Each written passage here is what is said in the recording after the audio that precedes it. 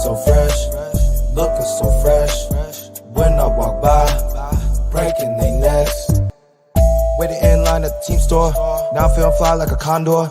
Eyes on me when I walk through the door. Man, I wish I bought a couple more. Cause I really love my city. It was worth every penny. If it were at my show, then I know they gon' tip me. Think I might add a couple patches. If you think it's ugly, you capping. Now my whole outfit matching. Never going out of fashion.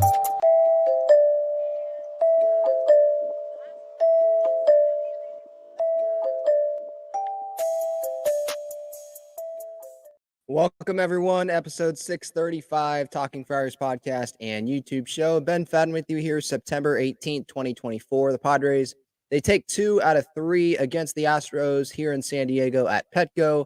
Those 3 games felt like a playoff environment, packed stadium. Even the 3:40 game today, tons of fans there. The Tatis bobblehead day. And this could be a future World Series matchup. Obviously, a lot needs to happen. And we are a far a ways away from that happening. But it did, of course, I thought about it at some point here during the series. Manny said it in his postgame with Pomerantz and Mary Lou's Cook about, hopefully we see these guys in October. And with the stuff that was going on in this series, really yesterday's game, I'm like, either Yankees or Astros, like those are the two. Because obviously there's the Soto headline, the Soto storyline there with the Yankees and Michael King with the Padres, right? All that. But the Astros, there's the Josh Hader thing. And it's just this series, it was a really competitive. And that's a really good team over there that continues to find ways to make it to the postseason, to win their division, and win rounds in the postseason. So I think either of those teams, if the Padres make it to the World Series, I don't care who they're playing, but I'm just saying, sitting here right now, the Astros and Yankees, those are pretty spicy matchups there that I think would get pretty darn good ratings. I don't care about ratings, but I know that gets brought up a bunch. Like, oh, what would get good ratings? And obviously, Dodgers Yankees gets brought up, but Padres Yankees, Padres Astros, I think that would do pretty good as well. Padres, they've got entertaining guys on this team. It's not, the D-backs, let's say, of last year, where I'm not saying they don't have entertaining players, but I'm just saying to the casual fan, D-backs Rangers, that wasn't going to do it, right? The Padres, I think that would do it. But yeah, lots to talk about these 3 games in this series. Josh Hader and the comments that he had, because he came back to Petco for the first time, and obviously get to the comments that you guys have here as well. And if you want to join the show live here on YouTube, feel free, click that link that should be pinned up at the top of the chat this time. Hopefully I did that correctly this time, because I somehow messed that up last time. But getting to today's game right off the bat, Padres win it 4-0. Dylan Cease, my goodness. Tip of the cap to you. You deserve some applause, man. What an outing you had. Should have gotten a complete game. Did he really give up 2 hits? He went 8 1/3. The box score says 2 hits. Didn't walk anyone, punched out 5, which isn't a lot. He was efficient. He wasn't getting a bunch of hard contact. 7-pitch inning there, I think, in that 8th inning to get into that 9th inning there. Obviously, the Padres lead that they built up, I think that helped him stay in that game. But, the 2 hits, I think that's not being very nice to Dylan. Bogarts made an error in the 7th. Then in the 9th inning, that first ball that the batter reached, I don't think that should have been a hit. Bogarts had glove on that ball, and he fumbled it. I don't think that should be a hit. I think that should be another error for Bogey. And then the double play ball that was in the 9th inning as well, where there was 1 out, and that should have been the complete game right there, and can't get it done. So Cease, really, for me, the 1 hit that he allowed was the ball that he threw like down the middle to Jason Hayward. I think it was in the 6th inning, single to right, and that was that. But tremendous outing, and this is why the Padres acquired Dylan Cease. The guy makes starts every year. Don was talking about this on the broadcast today. how every year he's making 32, 33 starts. That's who this guy is. And in this day and age in Major League Baseball where you've got injuries left and right, go look at the Dodgers, where they've got Kershaw and they've got Yamamoto, Gavin Stone. I think they just sent down Bobby Miller, who's been struggling a little bit. They have a bunch of Gonsolin, Dustin May. They've got a bunch of injuries that they've had this season to the rotation. And I'm not saying the Padres haven't. Obviously, Darvish has been hurt. Musgrove's been hurt. There have been injuries. But the Padres rotation is healthy, and Dylan Cease has shown the ability to stay healthy in consistent seasons and perform well consistently. Remember going into this year, he did find it. He was saying that I think this was in spring training with the White Sox.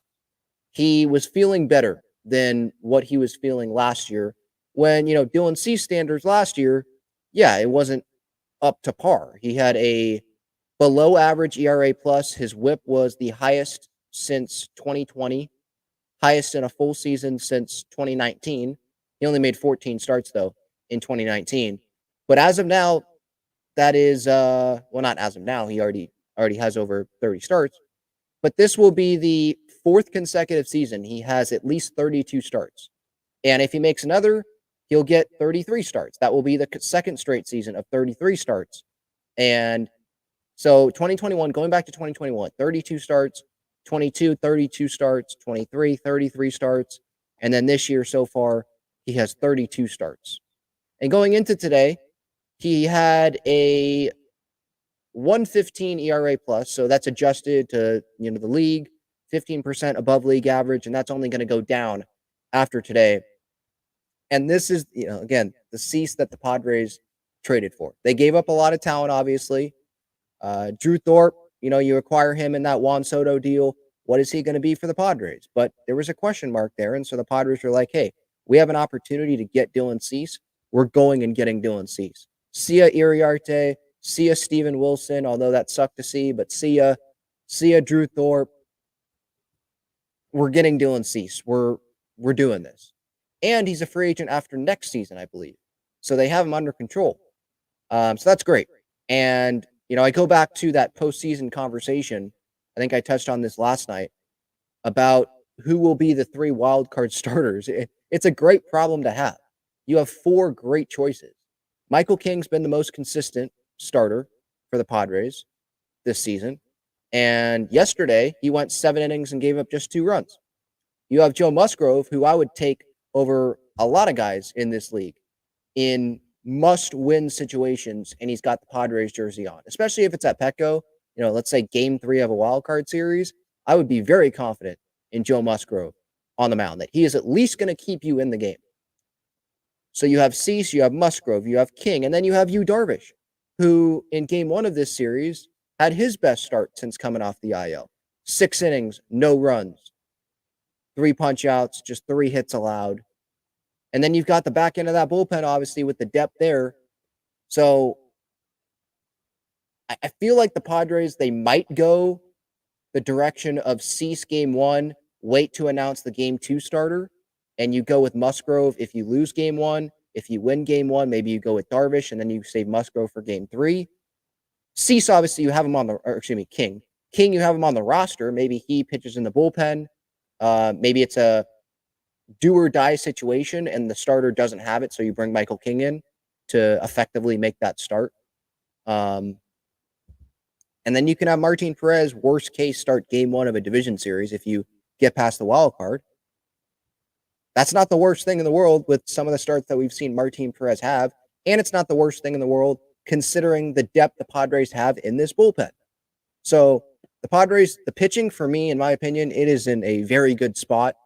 And this was a great series for Padres starting pitching. It's been a great week plus for Padres starting pitching.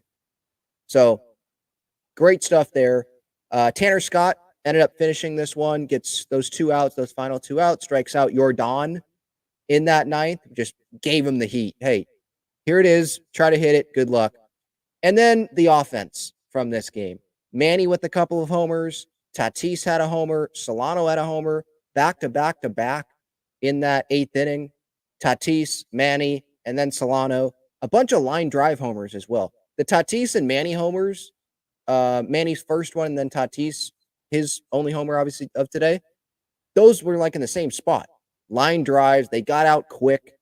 And that's when you put really good barrel to the ball, obviously. Merrill, he had a 3-hit day. No Arraez today, but they're prioritizing Tatis in terms of like when they're DHing him, when they're playing him in right field. You probably don't want him to be out of the lineup very much, but they're being strict with that because obviously Tatis is a huge piece to this team. He's just coming off the IL. It's okay to have Arraez not play a game when you're going to make the postseason. Padres' magic number, by the way, is 5 games. It's okay for Arraez not to play. It's not the worst thing in the world to have him as a pinch hitter possibility coming off the bench late in a game if that opportunity would have arose. Good thing it didn't because the Padres had a 4-0 lead there at in the 8th inning. But it was just a playoff-like series. And so you take that series, I think this should give Padres fans, if you don't have confidence in this team, I think this should give you a lot of confidence in this team. Now, it would be Padres, right, for the Padres to lose this White Sox series after beating this Astros team. I think a lot might also show us, or, give us confidence, if this makes sense, in this next week after the White Sox with the Dodgers and the D-backs. And those two battles, those two series, we'll see what happens there. But like the Astros are an AL contending team. They might end up in the World Series. You faced Arraez and you faced Framber Valdez in this series. Hunter Brown isn't too bad as well. And you were able to win 2 of these 3 games. Right? I mean, and if the Padres do get that far, I'm sorry, I'm taking the Padres pitching depth, rotation, and bullpen over the Astros. I am. And then you stack up the lineups. Yeah, the Astros, they have a lot of talent, but if the Padres get that far, that means the offense is doing something right. And we know that, the guys that this Padres team has. I mean, Manny, I don't want to say, I think that gets thrown around like, oh, Manny's carrying the team or another guy's carrying a team in baseball. I don't want to throw that around because it's not the NBA that we're watching. It's very hard for a player to carry a team. There's been a lot of key contributions, even when Manny is performing this well. This isn't a knock on Manny, by the way. It's just I want to point out other guys that are contributing as well to this Padres team success. How great has the pitching been, right? How great, Nando coming back and Bogey and Arraez, him, not striking out for like a month, right? Crazy stuff around Jackson Merrill, obviously. Guys around Manny that have helped Manny put him in positions with guys on base. And then obviously Manny, yes. So, like, to make my point, I don't want to say he is carrying the Padres because there's a lot of other guys that are doing their jobs as well. But he's doing as close as he can to carrying the Padres, if that makes sense. I mean, this guy is on another planet right now. He had, 3 home runs in this series? And I'll pull up his numbers entering today because this is Baseball Reference. You can't with Baseball Reference, how many people use that website a day? Don't you think that they would find a way to do live stats or after a game is over, have the stats in there? I think that would make more people want to use their site. I know MLB.com has their stats up to the minute, but Baseball Reference with their game logs, I use that all the time. It's so great. So I still like using Baseball Reference. But since the start of August, he's hitting .305, has a .929 OPS. That's entering today. 11 home runs. So 13 home runs now in 42 games. Pace that out. How many home runs is that? Would he be on pace for if you pace that out, throughout an entire season? That's over 50 home runs? So that's who we're talking about here with Manny, how he is playing right now. And then defensively, what he is doing. I mean, he had the best defensive series that I've ever seen him have in St. Louis, and he just continues to be solid. defensively.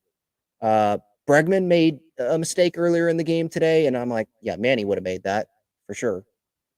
So we're so lucky to have Manny as our third baseman. But just overall, this series, man, it was a fun series.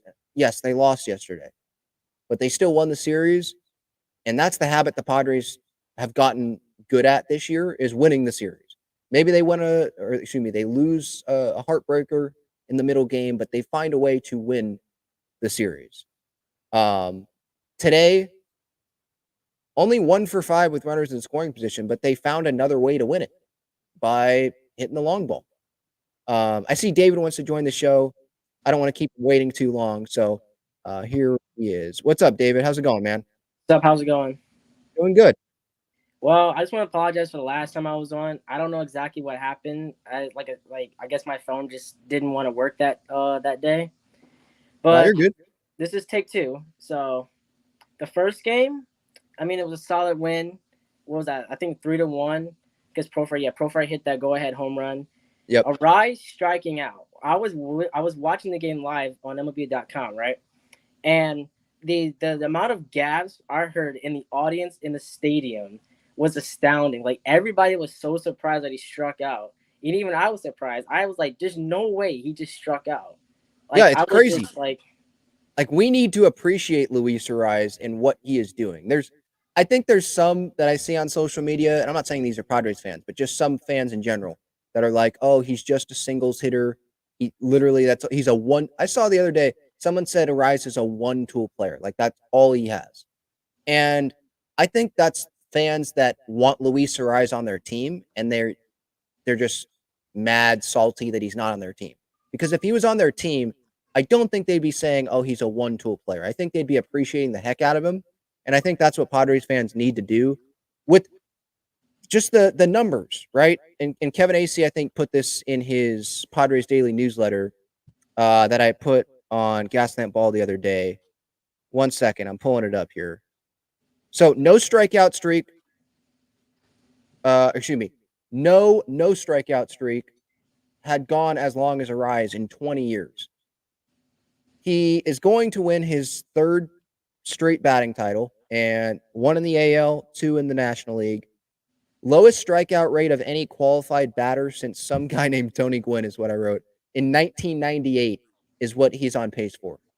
And think about what he is doing. It's one thing to do it in 1930.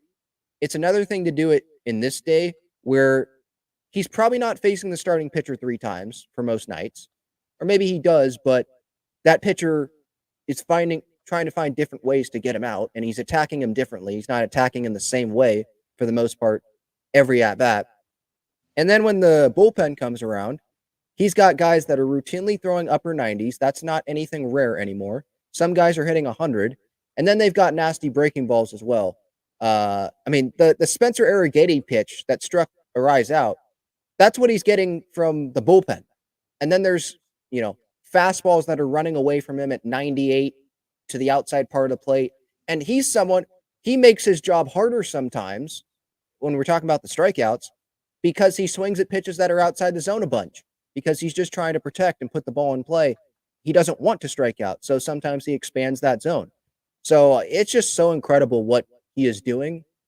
And for him to battle like that, by the way, when he gets hit, the slide, he hurts his knee. Then he gets a hit later in the game, and he's still busting it to second base. I was like, okay, you're good. You're fine with the single. Please don't run to second. And then I saw him, and I'm like, man, you don't need to be doing that. But I know the adrenaline takes over, the competitiveness takes over. But that's just who he is. This guy, he's pissed off when he doesn't get on base. He's pissed off. It seemed like he was more pissed off about striking out than he was about possibly being hurt after game 1 of that series. So I'm definitely a member of the Luis Arraez fan club, and I appreciate that guy. Yeah, it's like I forget it was the first or second game of the series, but during the live game they had a graphic of the streaks was like with no strikeouts. It was Gwynn, Arraez, then Gwynn. Yeah, mm-hmm. And that just amazed me. First of all, how Arraez is second, and second of all, how good Tony Gwynn was. That he got 4 of the 5 spots. That amazes me. How In the game of baseball, I know it wasn't as hard back then as it, no, not that far back then, but like it was easier, I guess you could say, as now.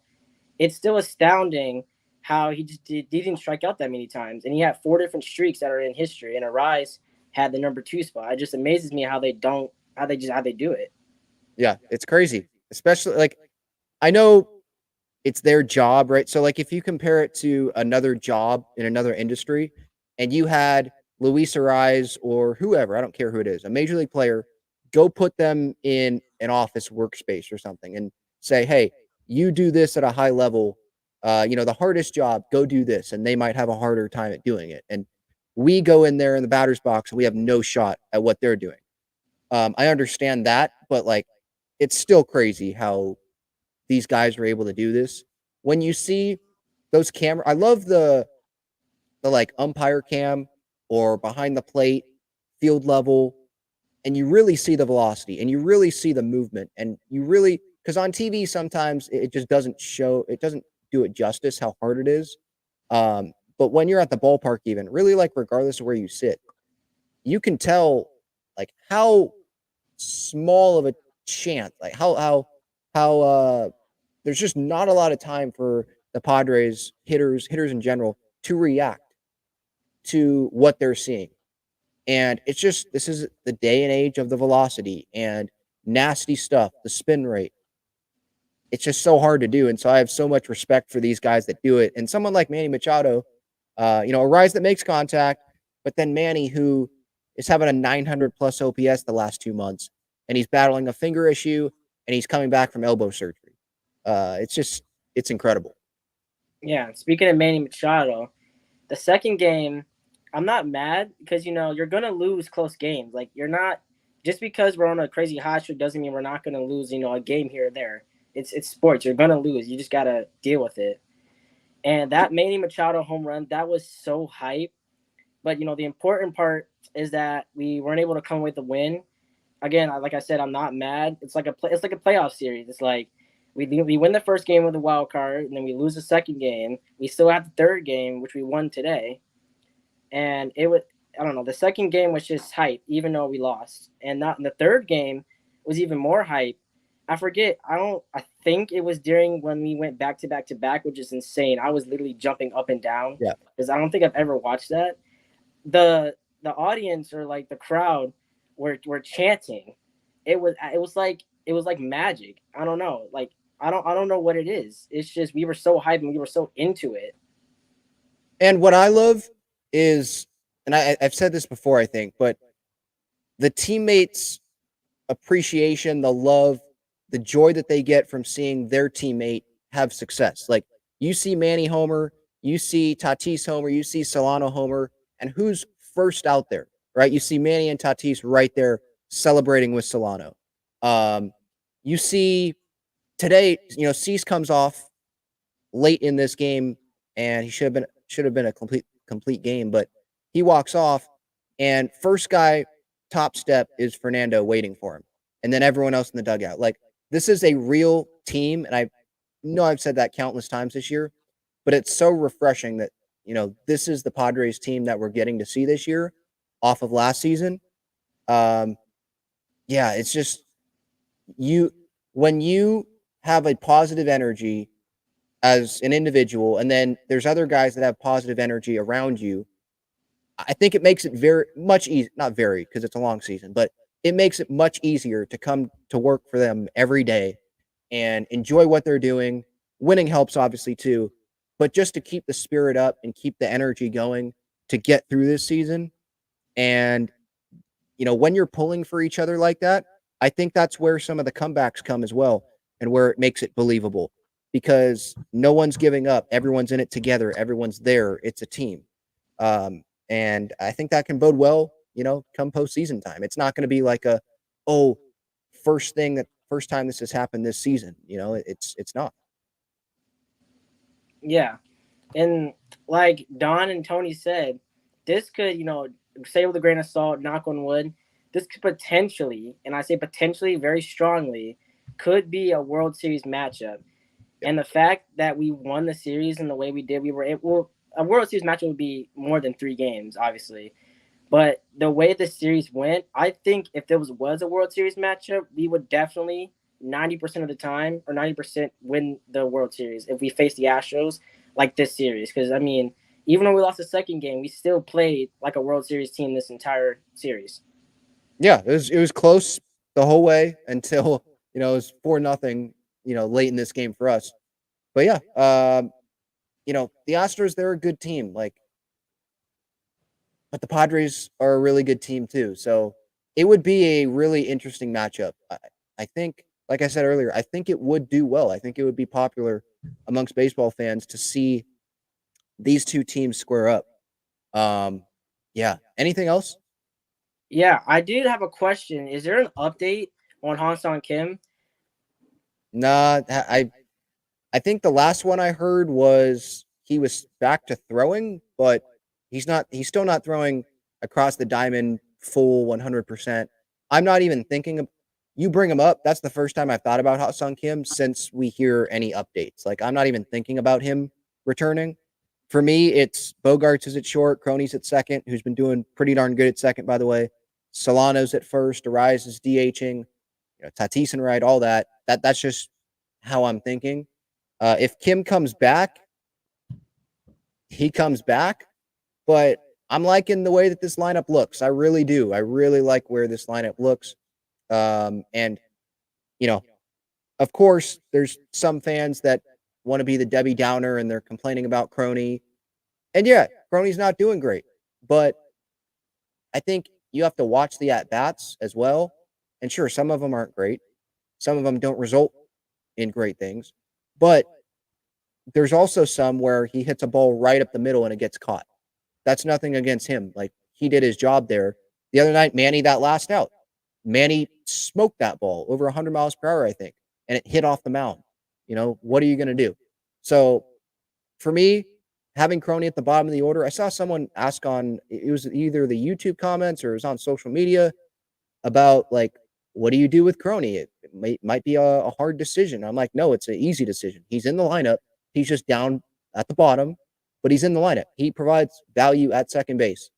And it could be a Trent Grisham moment, this coming postseason where Grish, it's not like he was lighting the world on fire in the regular season, but he comes up with some huge homers, and we're going to remember that for the rest of our lives. So, we've seen Crony come up big anyway in the postseason. It's not like we can just dream on it.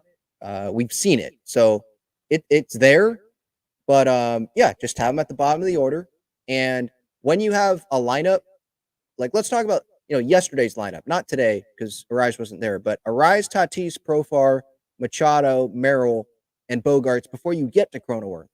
I mean, that's a lot of firepower right there. And then you have Solano hitting 8th. And then you have Higgy, who's having his best offensive season. Any one of those guys can get you at some point in a game. It's not like, okay, yep, these are the guys, just nice and easy, groove it in there. You're going to get those guys out. Maybe one guy at a time, but it's not, I'm not seeing a bunch of easy outs there. This is not a team you want to face if you're a team other than the Padres come postseason time.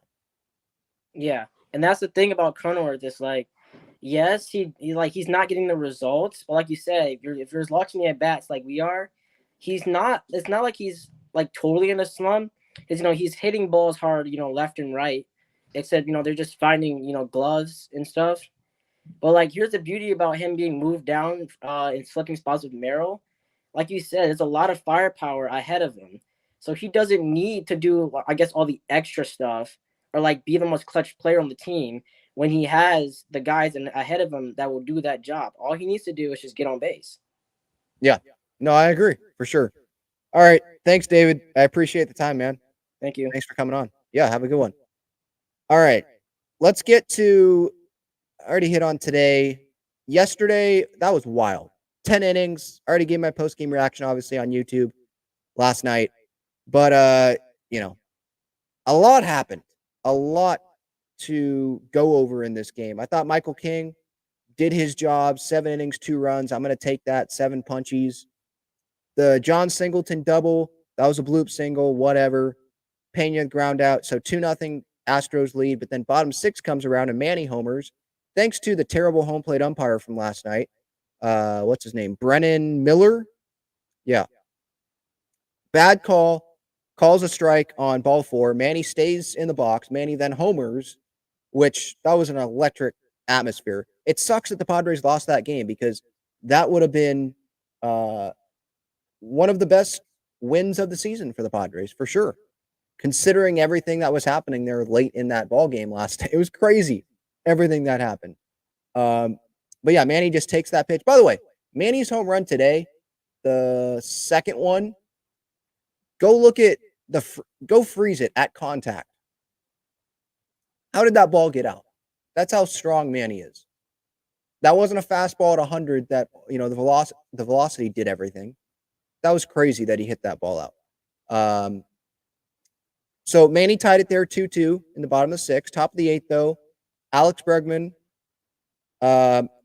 he walked, but it was really like the wild pitch from Jason Adam. And Elias Diaz, like I said last night, he was doing all he could to block those balls, and he did his job there with that spot. Sometimes you just can't control where the ball is going to go. It hits the dirt, you do your job, you block it, you get out in front of it. It's not like he tried to backhand pick that. He did his job. Ball just gets away, and a run scores there, and so it's 3-2.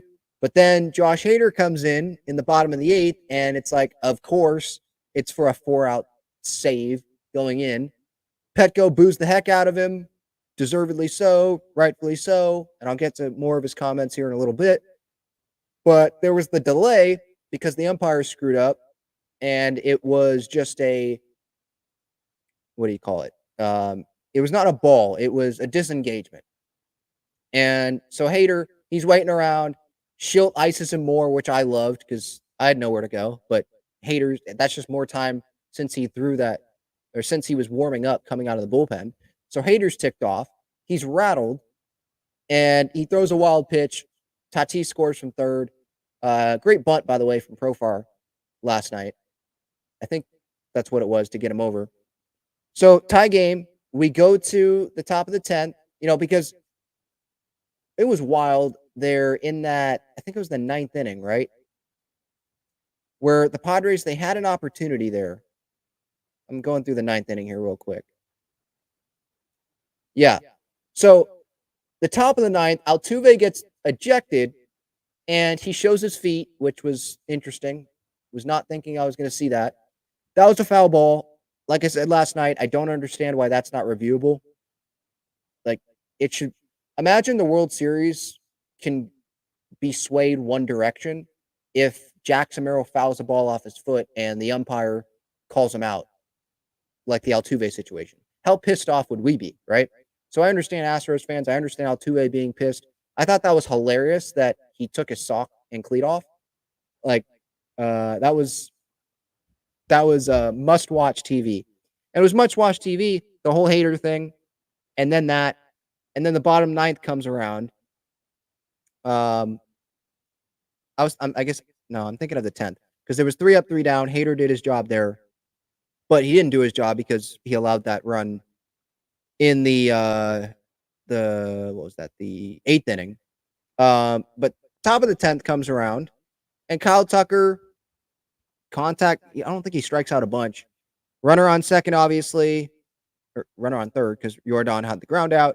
Brings the runner in. It wasn't hit hard, but gets in, and it makes it a 1-run game, 4-3. Now, Elias Diaz walks. There's a wild pitch. Tyler Wade's on third. First and third. Arraez puts the ball in play. No shocker there. But Wade doesn't go. Contact play. He doesn't go. So I guess it wasn't a contact play for Wade on third. And there was some debate about that. Why Wade didn't go there, force the issue, make them throw you out. But I agree with that decision there because I think it was Pena there who fielded that. He didn't look exactly at Wade, but you can see Wade where he's at in his peripheral vision. He's right there. He was on the infield grass, I believe, when he fielded it.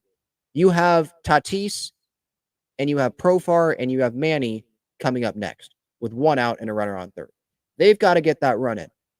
I'm fine with leaving Wade at third base there. Tatis strikes out. there's the hit by pitch call, which, I mean, these umpires sucked last night. It went the Padres' way, a lot of these calls, and so it sucked the Padres lost. But yeah. Hey, I'm calling it fair. Sometimes I hate it. It goes the other team's way. Sometimes it goes our way. And it was going our way with a bunch of calls. Profar was not hit by that pitch. He knows he was not hit by that pitch. He was pissed off, I think, at the end of the game when Manny got out and he was barking at the umpires. Like, I didn't get hit by the pitch. He wanted the bat in his hands there, and I love that. He wanted the moment. And so hit by pitch is called, though. So now he's on first. Brandon Lockridge is on second because Lockridge pinch ran for Arraez there.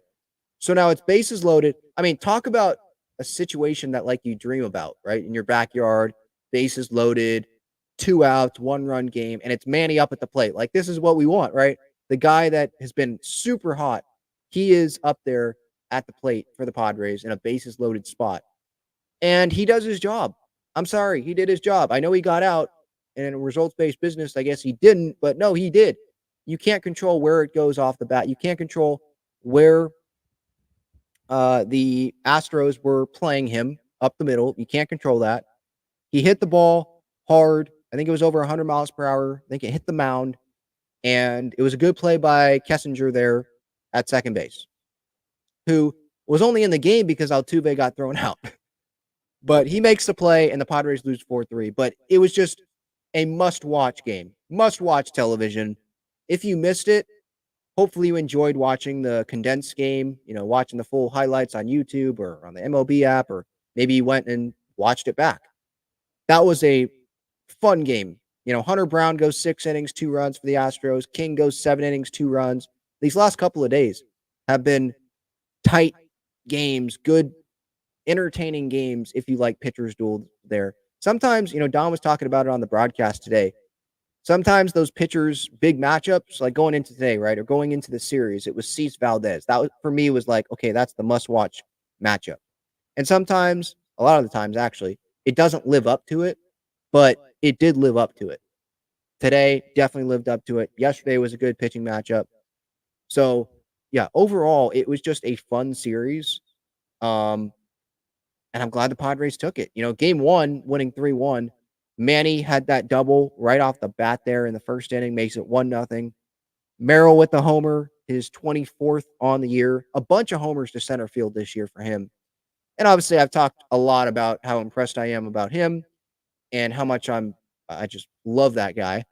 Top of the 8th, Yordan Alvarez made it 2-1 there with the single, but Profar had the homer for insurance. Great at, hyping up the crowd. 3-1 game there, and then Suarez comes in for the 9th. He gets the save. It was a good bounce back outing from him, obviously, with his struggles, and there was a lot of conversation about what the Padres should do with that closer role. Should it be Tanner Scott, who gave up some runs there? Should it be Robert Suarez still? For me, and this is postseason time, what it should be, based on matchups. I don't care the roles. I want it to be based on matchups. I want it to be, is Robert Suarez the best guy to get these guys out? Or is Tanner Scott actually the better matchup? And if that's the case, then Tanner Scott should be pitching in that situation, in my opinion. I care about winning. I don't care about, what if he gets out of his rhythm? Well, I guess I do care about that, because if he doesn't perform and we lose a game because of it, yeah, that would suck. But what my point is, I don't care about really the player's feelings at that point in time. I care about, is this the best matchup in that situation? Right? Who is playing the best? Who is going to give you the most value in this situation for this team? It's not about what you've done. It's about what you're doing. We're trying to win right now. So you got to sacrifice. You've got to do what this Padres team has done really well this season. What the game demands. Give what the game demands of you, right? Regardless of the situation. So I'm interested in seeing how that will end up. Talking about interested, I am interested. Cannot wait to see Jackson Merrill in the postseason. And then Manny, the way he's playing as well. Tatis, his first full postseason in front of fans. Seeing this rotation, Musgrove getting another crack at the postseason. Cease in a Padres uniform in the postseason. Michael King, what is his role going to be in the postseason?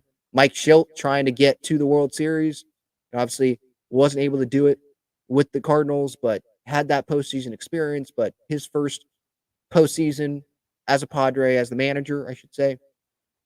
There's a lot to look forward to for this. I mean, Profar, that's going to be electric. Obviously, he was in the postseason in 22, but a different Profar for 2024. But yeah, like I said earlier, getting to Arraez as much as you can. Same thing with Framber Valdez, getting to him as much as you can, because those guys are talented. I mean, those three guys the Padres saw, really talented guys, and the Padres were able to win 2 out of 3. That's what it's going to be in the postseason. You're going to face tough guys.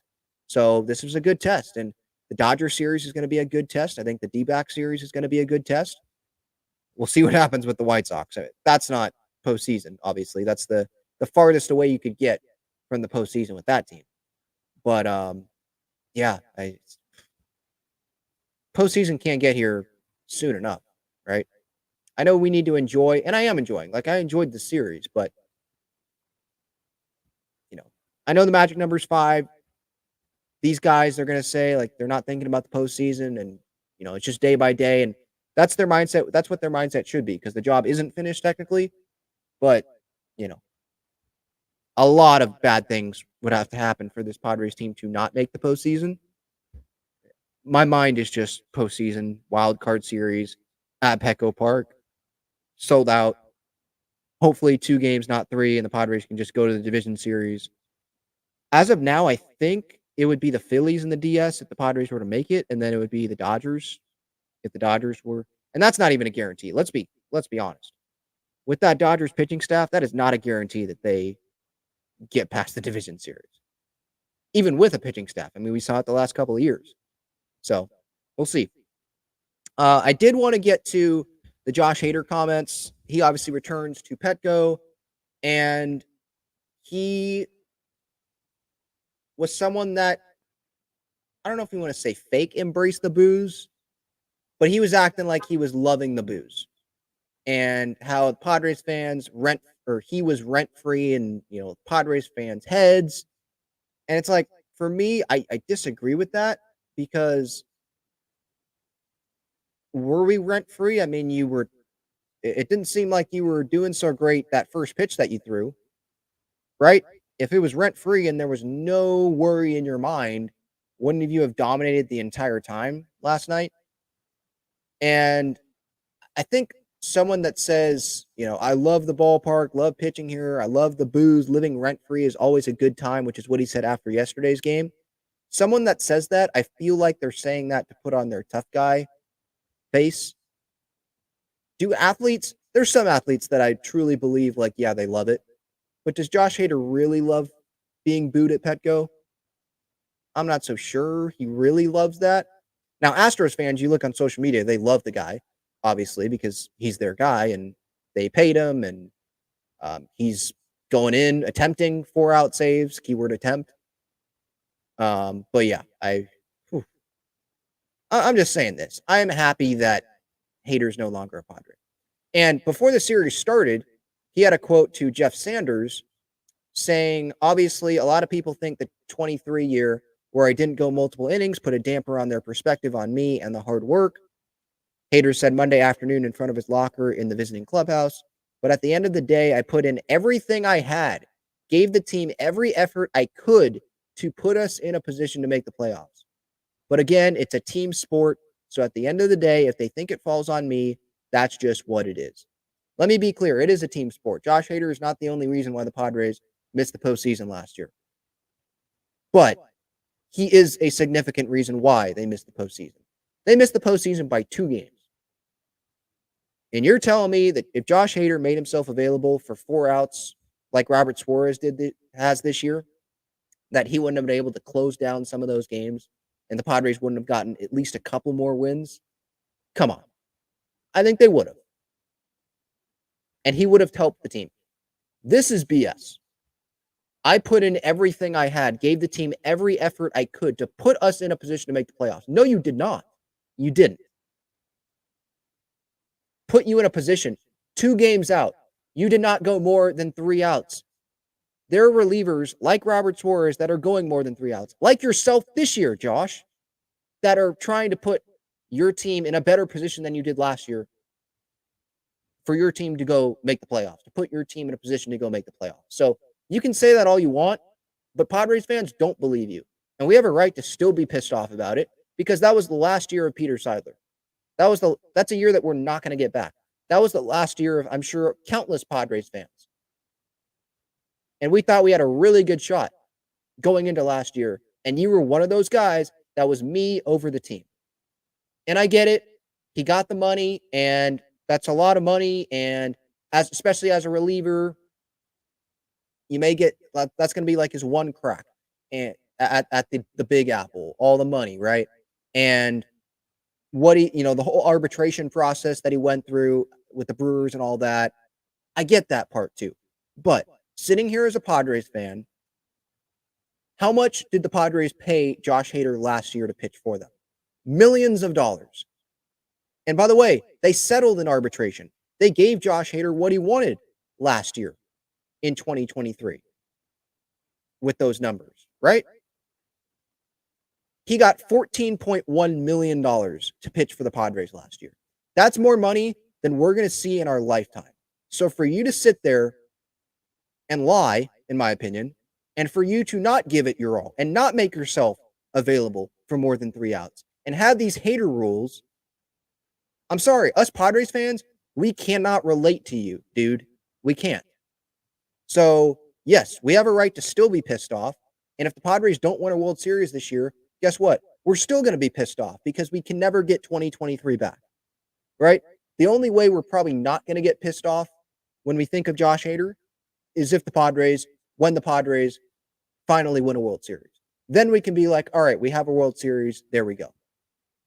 2 things can be true. We can be pissed off at Josh Hader for 2023, and we can still be grateful for what happened in 2022. Same thing with Bob Melvin. Same stuff. Yep. But for him to be laughing, when he was talking with the media yesterday, and that smirk when a media member brought up about how it's ironic that his first time back here was for 4 outs, and he laughed about it. Come on, man. Really? So, yeah, anyone who wants to get on me about, oh, you're being too emotional, why do you still care? It's 2024. This Padres team, talk about this Padres team. I'm talking plenty about this year's Padres team. But when Josh Hader sits there and makes comments like he did, and it's stuff that you can't take back. There's some stuff you just can't take back, and we're going to remember forever. And that's how I feel about it. I like that Josh Hader's no longer a Padre. Was he nasty last night after he blew the save? Yeah, he was. But the Padres have a pretty darn nasty bullpen now, and they have team guys. They have Robert Suarez, who's willing to do whatever. They have Tanner Scott, who's willing to do whatever. Jason Adam, willing to do whatever. Have we heard anything this year? Really, right? Unless I'm forgetting something about guys not being willing to do something. The only thing I remember was Xander not really wanting to move back to shortstop because he put all the time in at second base. But guess what? He did the team thing in the first place, moving from short to second base. And then he did finally go back to shortstop, making another team move, switching back to short because he wanted Donovan Solano to get consistent at-bats because he will produce when he gets consistent at-bats. This is a real team. And Josh Hader contributed to not being a real team last year. That's what I've got on that. Those are my comments on that. And yes, now we can move on. I feel better, unleashing, letting it all out there. Quick break, and then I'll get to you here in the green room. I see you there. We'll get to you. Check out Gaglione Bros' famous cheesesteaks and garlic fries on Friars Road. You can visit their website, gaglionebros.com, for their entire menu and enjoy their cheesesteaks and fries at Petco Park and Snapdragon Stadium as well. All right, some of the other great partners of the show, by the way. Breaking Tea, they got some great Padres and Aztec shirts and sweatshirts. I'm actually wearing the Joe Musgrove Stick It To Him shirt from, obviously, the Mets series. They've got a bunch of great ones. a bunch of great ones that they made in 2024. So check them out. Click the link in the description. Underdog, you will get a 50% deposit match up to $1,000. Click that link in the description. Code Talking Friars. Bunch of great pick'ems. The WNBA season is nearing the end. The regular season, I think that's tomorrow. And then postseason playoffs are coming around. So there's going to be a lot there. Obviously, with MLB postseason, there's going to be a lot there with pick'ems. NFL, college football, soccer. There's a bunch that they've got there. So feel free, use that to your advantage. They've got a bunch of specials as well, like free picks, essentially free wins with some NFL picks that I've seen. So go ahead, go to Underdog, check them out, and then same code for SeatGeek. The last home series of the regular season coming up this weekend. Padres, White Sox. Code Talking Friars, $20 off your first order there. And the White Sox, checking in on them. What is the record for the White Sox? It is like historically bad. They're going to be the worst team of all time. Let's see. 36-117. Holy crap. Okay, so there's the White Sox. I'm looking at the AL standings right now. There's the White Sox in last, obviously, 36-117. The next worst team is the Angels with 62 wins. They have 54 more wins. Is that 56? No. Not great at math. They have 46, 56, 56 plus. Okay, 26, I think. 26 more wins than the White Sox do. And the Angels stink this year. The A's stink. The White Sox are so bad. A negative 313 run differential.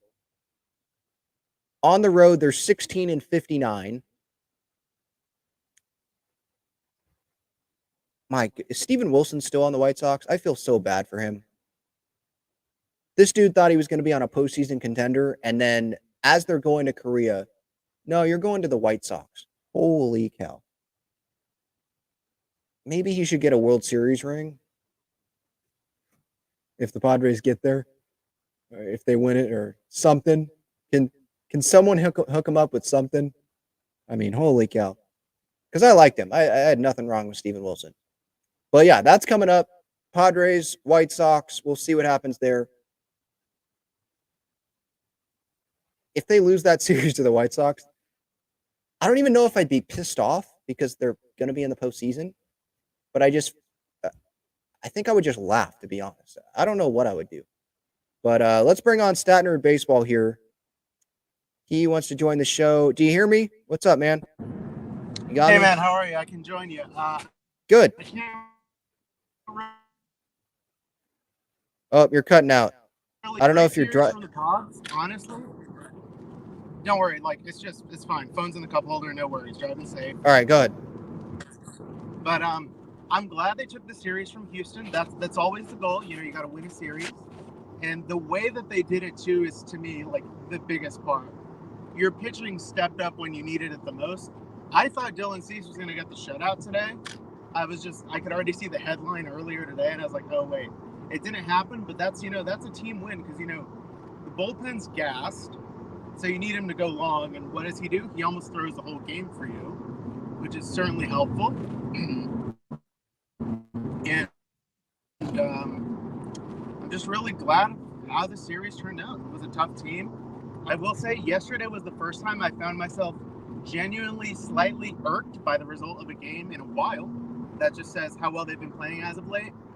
But, I got no complaints. They won a series. You're on to the White Sox. You face Crochet on Friday. So that's going to be interesting. Yeah, for sure. I think, the Padres, there's been a lot of series, right, where, like, they miss Paul Skeens, they miss Blake Snell, stuff like that. And so, yeah, it'll be a test. But they got tested with Framber Valdez, and they found a way to win this game. They got tested with Arraez in Game 1, found a way to win that game. And they've been tested with some guys. I mean, the season series with the Dodgers, they've won that. I think they won a series earlier this year against the Braves. They've been able to beat guys. So, yeah, it'll be interesting. That'll probably be, like, the most interesting game of that series. I mean, and yeah, Crochet, he's been really good this season, but obviously there was the Crochet Padre trade talks, but there was a lot of risk there, and the Padres end up not doing that. Oh, They're in a pretty good there spot was rotation wise right now. there was so much risk with that Crochet deal. I know because I made a video on it, and Braves fans that I included, because I included the Braves in the mock-up 3-team trade. Braves fans were going after me in the comments. It was kind of funny when you look back on it because it was not realistic, but that wasn't the point. And but the thing I will say is Crochet, they're holding him to 4 innings or less to kind of cool him down for the season. So I don't know how much of Crochet we'll see on Friday, but the Padres clearly scouted him well. So I would hope they do well against him. Yeah, me too. I'm looking up his game logs right now. So 3.78 ERA so far this year, 1.087 WHIP. And yeah, I mean, holy cow. Yeah, it's 4 innings or less. It's been 4 innings or less since the beginning of July. So, because they were starting the whole trade deadline stuff, wanted to keep him healthy. And then after that, I mean, you're not trading him. The White Sox are complete garbage. There's no reason to be, having him throw 7 innings every start. Yeah. So the last 3 starts in September, 3 1/3 innings, 1 earned run. He's not walking really anyone. He has 1 walk this month. 3 1/3 innings, 1 earned run, 2 innings, 4 earned runs, 4 innings, 1 earned run. So yeah, he's been good. But yeah, the good thing for the Padres is when they're facing Crochet, it's not the beginning of the year, it's the end. When the White Sox are garbage and he's not throwing very many innings. So Friday is definitely it's still a winnable game for sure. That's true. I'll leave with 2 little things. One, the last time the Padres played the White Sox at home was 2022. It was roughly the same time of year, like one of the last few series of the year, and I believe they took 2 out of 3 that time. So they clinched a postseason spot against them. They lost that game, but yeah, they clinched the postseason spot on that Sunday, and they were playing the White Sox. Yeah, and then as always, as every time I make an appearance on the show, I'll leave you with some players who played on both teams. So for this time, Padres Astros. This is going to be a fun one for those of you who play Immaculate Grid. 2 of the 3 Dave Roberts who have played in MLB played for both the Astros and the Padres. Okay. So obviously, there's guys like. So. Yeah. Well, thank you. Yeah, and I'll let you go, but thank you. I appreciate that. Have a safe drive. There's guys like James Shields. Obviously, there's Yasmani Grandal. There's Alexi Ramirez. Remember, he was the shortstop for the Padres for a little bit. Yeah, there's guys like that. But yeah, we'll see what happens. Let's go to the chat here real quick. The Wave play like right now. So I'm going to go through the chat real quickly here because I do want everyone to be able to go watch that. SDSU Man 1, thank you so much for this super chat. I appreciate that. SDSU, by the way, they're off this week, but they get Central Michigan coming up next week on the road. Pods prove with this series that they can not just get to the World Series, but they can win it all. Josh Blown Save Hater can suck it. Well, I agree with all of that right there. Yes. I don't really have anything to add there. Ricky Tan says, maybe it's relative. Diaz looks like a very fluid catcher. Yes. I've liked what I've seen. I totally have. He's an upgrade over Campy. That's clear. And in the postseason, I like the offense the Padres have. Even if you just exclude the catcher, let's say the catcher gives you nothing offensively. I like the offense. And what I want from the catcher is someone that's going to be a backstop. He's going to be a wall back there. And Higgy and Elias Diaz, those are 2 guys that are solid options for that. So, yeah, I agree. Tyler here asks, why does Bogart seem to not be sure-handed in key situations? Happened in Cease's no-no as well. That's true, yeah. I still lean, I know this was years ago, but I still lean on like, hey, he won a couple of World Series with the Red Sox. And in 2018, it was a much bigger role as the starting shortstop, and they still won the World Series. So it can be done. But yeah, that is a valid point. I mean, I think those situations like, today, Cease no hitter with the blooper, right? And Merrill had to go get the rebound in the air. Those do stand out. But overall, to be honest, I've been pretty encouraged by Crony at second, Bogey at short, and Solano for the most part at first, Arraez too, him DHing. I've been fine with that. And like I said earlier, I haven't thought about Ha-Seong Kim. Other than any update we might receive, or someone asks about Ha-Seong Kim, other than that, I don't think about him. So I'm riding with this group, to be honest.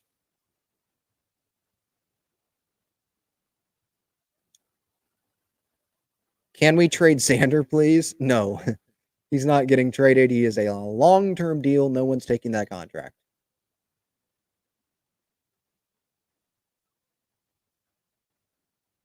Hader has not missed one bit.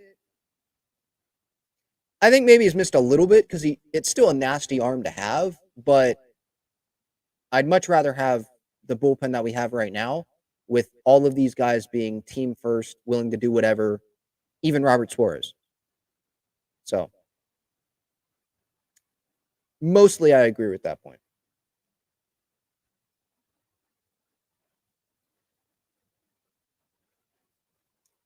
Iron Swan says Crone will be meeting with the therapist after that one.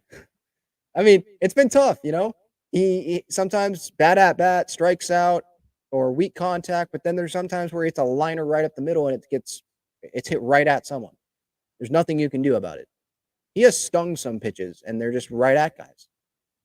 So, yeah, he can't really catch a break right now. But what I do love is he's not taking that on the field with him. He's still playing pretty good defense. I love watching him at second base.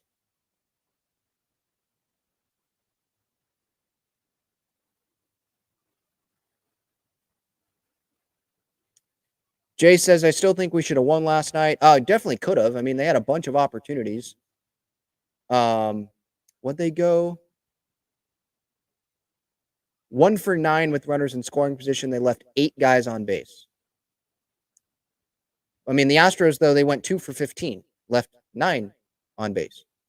So both teams had a lot of opportunities, a lot of at-bats with runners in scoring position.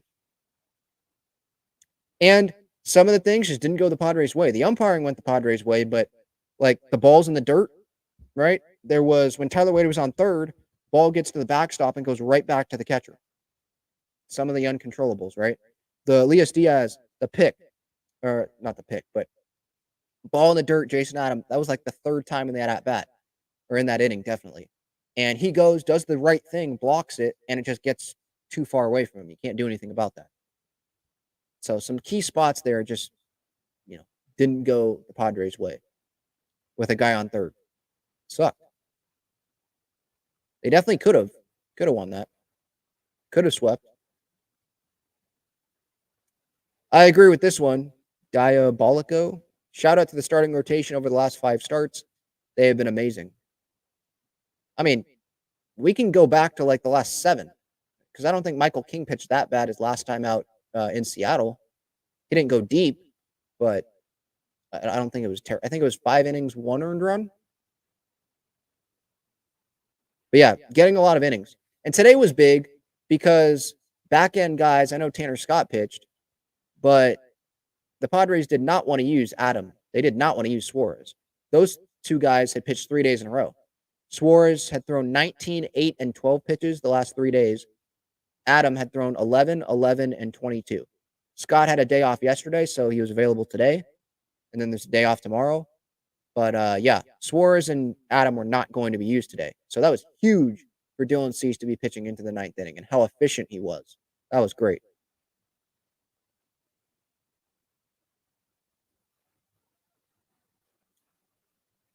Buster says Manny for MVP. He will probably get top 10 MVP votes. And that would have been crazy to say, in May, right? But, yeah, he has been incredible. And you look at the back of the baseball card and look what it's going to be at the end of this season. It's going to be another pretty good Manny year. Not his best, but he has almost 30 home runs. He has over 100 runs driven in. His OPS is over 800, over 70 runs scored. Like, it's still going to be a pretty good year. Even with such a bad, and he would say this too, such a bad start, recovering from that elbow surgery.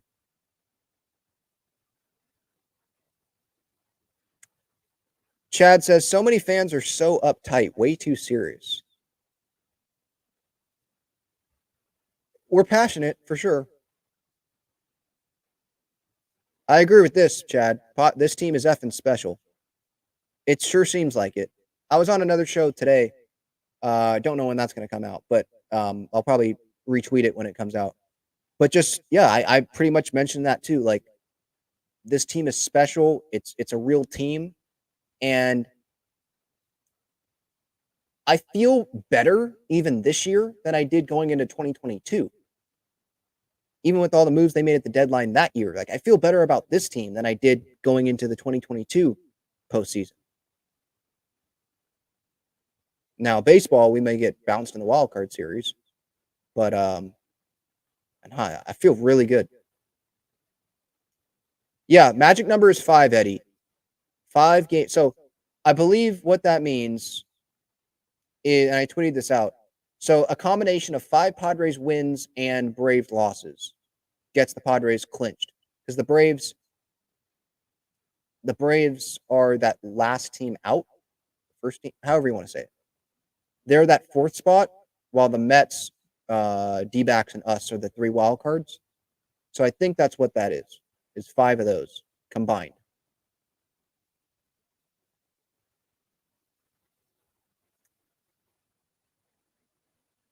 All right. I think that's going to do it. Talking Friars, episode 635. Thank you all for the time. I appreciate it. The Wave are playing right now against the Portland Thorns, so go watch that. And I'll talk to y'all later. Thanks for the time. See ya.